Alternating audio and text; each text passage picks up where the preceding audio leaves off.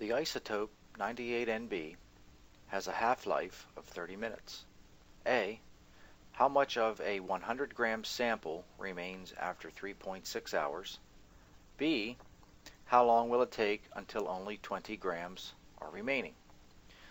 This problem is dealing with the half-life of a radioactive material, and the half-life formula is the amount that you have is equal to the initial amount times 1/2 raised to the T over H power. H is the half-life of the substance, and T is how much time has progressed. And I want to remind you, you got to make sure T and H are in the same units. If T is in days, H must be in days, etc. So part A, how much of a 100-gram sample remains after 3.6 hours? We are looking for A when the initial amount is 100 grams. So A is A sub 0, initial amount 100, and we'll multiply that by 1/2 raised to the T over H. T is 3.6 hours. H is 30 minutes. So again, we need to convert units. I'm going to convert 3.6 hours into 216 minutes. And that will be raised to the 216 over H. H is 30 minutes. So when we evaluate this on the calculator, take 100 times 1/2 raised to this fractional exponent, you should get a decimal equivalent to 0.68 grams. 0.68 grams. So there's how much of the 100 grams is remaining after 3.6 hours. Part B, how long will it take until only 20 grams are remaining? So we'll start with the same formula. A equals A sub 0 times 1/2 raised to the T over H power. And now we're going to be solving for T. How long will it take for only 20 grams to remain?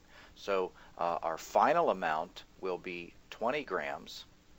Our initial amount was 100 grams, and that is raised to the 1/2, or multiplied by 1/2 raised to the T over H, and half-life, remember, was 30 minutes. So we have T over 30. And again, we're solving for T. How long will it take?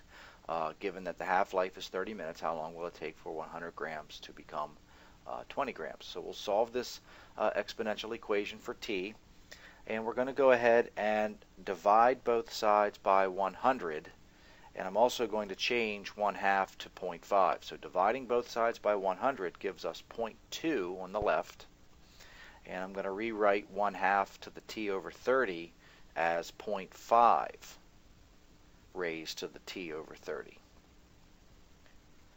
And we'll go ahead and take the natural log of both sides of this equation. So we have the natural log of 0.2 equals the natural log of 0.5 raised to the T over 30.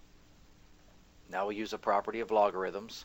The natural log of 0.5 raised to the T over 30 is the same thing as if we were to take this exponent and move it down in front of and multiply it by the natural log. So the natural log of 0.2 equals T over 30 times the natural log of 0.5. And again, to solve this equation for T, we're going to go ahead and divide both sides by the natural log of 0.5 and also multiply both sides by 30 to solve for T. So again, we're going to take the natural log of 0.2. We're going to divide both sides by the natural log of 0.5, so that would give us natural log of 0.5 in the denominator. And we're going to multiply both sides of the equation by 30, which would cause us to multiply the numerator of this fraction by 30. So then number crunch this expression on your calculator, and you'll get T is approximately equal to 1.16 hours.